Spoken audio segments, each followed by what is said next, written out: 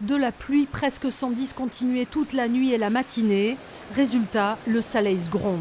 La rivière qui traverse Salis de Béarn a gonflé mais n'a inondé aucune habitation. La nuit a été longue pour le maire de la commune. Cette nuit, vers 2h30, 3h du matin, il était pratiquement 60 cm plus haut, donc à la limite pas de déborder, mais pas loin, puisqu'il avait déjà débordé dans certains points bas qui sont réputés et connus de Salis. Donc on sait où c'était, et là on avait une crainte que ça continue de pleuvoir et surtout que ça vienne de plus haut. Surtout. Dans le département, la tempête Fienne a fait moins de dégâts que redouté. Des arbres ont tout de même endommagé des lignes. Ce matin, 4800 foyers étaient privés d'électricité.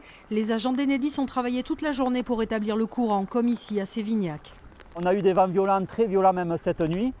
Heureusement, grâce à un bulletin météo donné hier, on a pu prémobiliser des ressources, notamment des collègues de la force d'intervention rapide électrique qui sont arrivés de Montpellier et de Marseille cette nuit.